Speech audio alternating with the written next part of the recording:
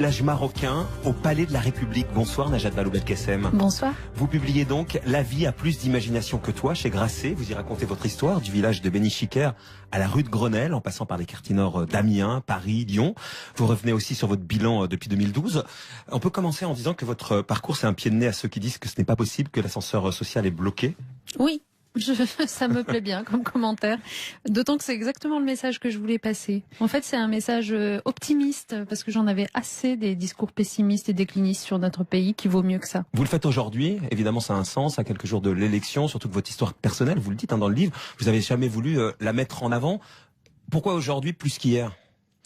Parce que hier, mon principal objectif, c'était d'être une femme politique à part entière et non pas une femme politique à part du fait de mes origines, ma singularité. Et que aujourd'hui, ce dont on a besoin, plus que tout, c'est d'avoir des gens qui parlent pour dire la France telle qu'elle est, telle qu'on l'aime, telle qu'on la connaît. Et la France, c'est une terre accueillante, généreuse. Moi, j'ai eu l'occasion de m'en rendre compte parce que je suis arrivée en France à l'âge de 5 ans. Je parlais pas un mot de français. L'école m'a fait grandir, on m'a accompagnée. Je suis devenue ce que je suis grâce à la France. Et donc, j'avais envie de le dire. Donc, c'est un livre politique, ce livre personnel. On va raconter ce parcours absolument exemplaire, mais c'est un livre politique que vous livrez aujourd'hui. Totalement, je ne m'en cache pas. Mais en même temps, au début, j'avais commencé à écrire un essai politique, théorique, comme il m'est arrivé d'en sortir par le passé. Et puis je me suis rendu compte qu'en fait tout ça n'était plus audible et que si je voulais toucher largement le cœur des Français, il fallait aussi que j'incarne un peu mes valeurs politiques et que je raconte un peu de ma vie personnelle. Oui, c'est vrai que c'est une façon de converser avec les Français en me donnant à voir exactement tel que je suis, avec mes facettes multiples et complexes. Et je les raconte notamment lorsque je parle de mes propres enfants, en disant que d'une certaine façon, il y a un écart énorme entre moi et mes enfants que je vis au quotidien. Oui, Nour et Louis qui ne grandissent pas dans les mêmes conditions que moi. Donc c'est aussi à moi de faire en sorte de leur apporter des valeurs, des idéaux et en même temps de m'adapter à ce qu'ils sont aujourd'hui. On va raconter votre parcours justement là d'où vous venez. Vous êtes né en 1977, donc dans ce petit village, Bénichiker, petit village au nord du Maroc. Votre père est ouvrier du bâtiment, il travaille en France. Vous écrivez « Je suis né dans un autre monde, je suis né il y a 200 ans ». Qu'on n'a pas l'eau courante pendant des années, on est un peu différent. Différent en quoi, Najat Vallaud-Belkacem? Ne serait-ce que parce qu'on accorde une valeur à l'eau qui est énorme. On gaspille pas l'eau, je peux vous dire, dans ce cas-là. C'est vrai que le fait de devoir aller la chercher au puits, le fait de devoir compter tout parce que il n'y a d'opulence nulle part, ça vous rend un peu différent. D'abord, on savoure mieux les choses. C'est sans doute aussi ce qui fait ma nature optimiste aujourd'hui. Et ma lucidité sur les richesses et les forces de notre pays, c'est que moi, venant d'ailleurs, je sais qu'il y a bien des pays dans lesquels on n'a pas ces valeurs qu'on a la chance d'avoir dans la République française, une école gratuite, laïque, obligatoire. Moi, ma mère, à laquelle je fais souvent référence et qui d'ailleurs a donné le titre du livre, La vie a plus d'imagination que toi, c'est une phrase d'elle qu'elle m'a souvent répétée. Ma mère n'a pas eu la chance de faire des études, n'a pas acquis l'indépendance financière, l'autonomie, a subi un destin.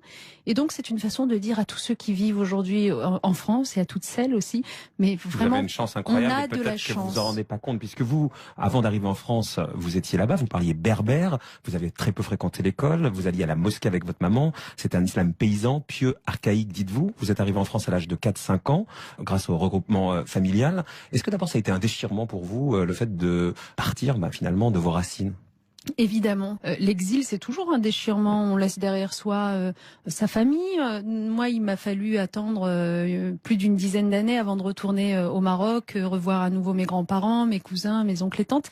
C'est pas quelque chose d'anodin, donc c'est vrai que ça aussi je voulais le dire pour rappeler que les populations immigrées aussi elle lâche quelque chose. Voilà. Il y a une part d'elle-même qui finalement est déchirée forcément. Ce qui fait dire à vos opposants d'extrême droite que vous avez une double allégeance au Maroc et à la France. Vous répondez quoi par rapport à ça? Vous présentez les choses telles que vous les avez vécues, avec évidemment cet attachement. Eux, ils vous en font un reproche en disant finalement, elle est plus marocaine que française, cette ministre de l'Éducation nationale. En fait, je réponds qu'on peut très bien pratiquer une autre langue. Par exemple, moi, j'ai la chance d'avoir comme langue maternelle le berbère, qui est un dialecte d'ailleurs plutôt qu'une langue, de parler le français aujourd'hui fort heureusement, donc pratiquer une autre langue, avoir été élevé dans une autre culture et pourtant vibrer de tout son être à la marseillaise. C'est vrai qu'il y a eu des moments plus difficiles que d'autres, soyons clairs, hein, parce que c'est aussi un livre politique.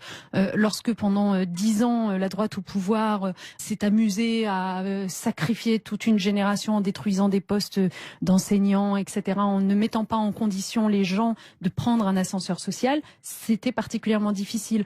Aujourd'hui, depuis 2012, c'est une toute nouvelle donne et il faut que ces jeunes gens y croient et que à leur tour, ils prennent leur destin en main. Voilà, votre mère, elle hallucine de votre parcours aujourd'hui, quand elle vous voit rue de Grenelle, par exemple, ou quand vous avez porté la parole de François Hollande, elle se rappelle du village marocain et elle se dit waouh. Oui, je crois qu'elle est particulièrement consciente du chemin qu'il a fallu faire pour en arriver là.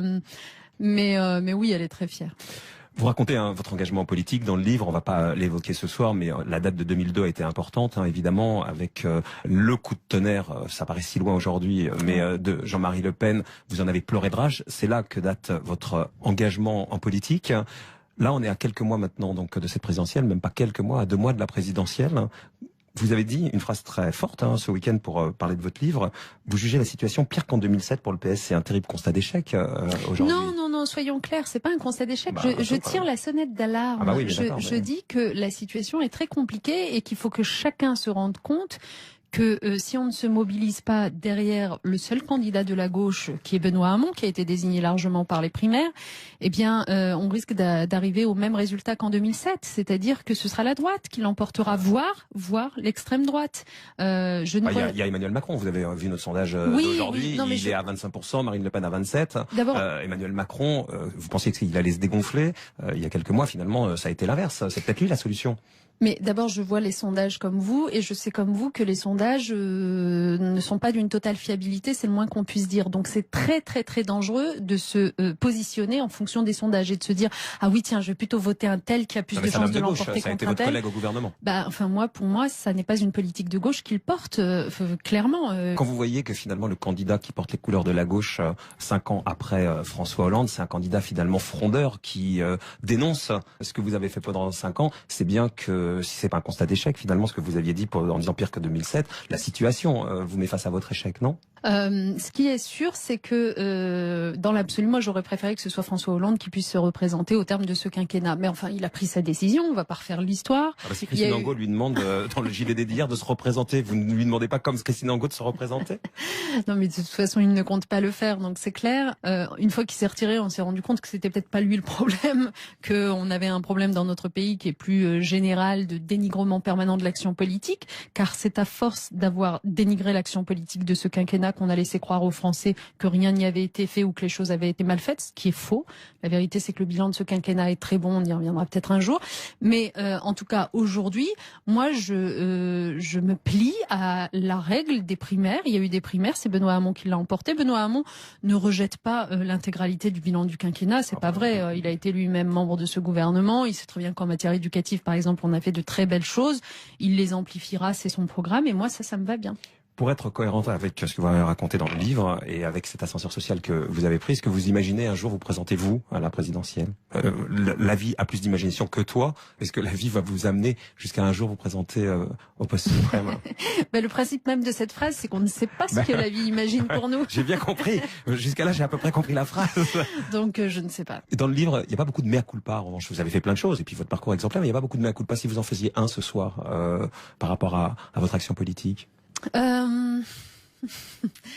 Non, c'est plutôt ce que je n'aurais pas eu le temps de faire et de finir. Vous êtes vraiment une femme politique aujourd'hui, Najat Vallaud-Belkacem. Non, mais en plus, c'est ce que je pense sincèrement, parce que pour ce qui est de ce que j'ai fait, honnêtement, je suis convaincue que c'était le sens dans lequel il fallait aller. Après, dans la méthode, la façon dont les choses se mettent en œuvre, j'aurais préféré que les choses se passent mieux, qu'elles soient plus apaisées sur un certain nombre de sujets, mais sur le fond, je ne regrette strictement rien.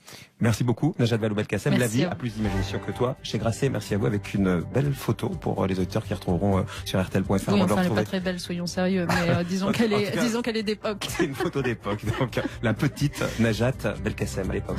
Merci beaucoup. Merci à vous. RTL Soir, il est 18h47. Et dans un instant, les essentiels de l'info d'RTL Soir, avant la météo et avant RTL Monde, avec l'Iranien Ashghar Farhadi, un Oscar très politique. RTL Soir. Marc-Olivier Fogiel. Et RTL vous a révélé tout à l'heure de nouveaux éléments dans l'enquête sur la disparition de la famille Troadec à Orvault. Les analyses du sang retrouvées au domicile montrent qu'il manque l'ADN de la fille Charlotte, qui est âgée de 18 ans. Les enquêteurs s'intéressent aussi à Sébastien, le fils de 21 ans, une personnalité trouble, sauf pour ses amis. On était amis, il était mon voisin aussi, mais c'est pas du tout lui ce qu'on raconte. Je le vois pas du tout comme ça. C'est quelqu'un de gentil, il a jamais rien fait à personne. Il était intégré.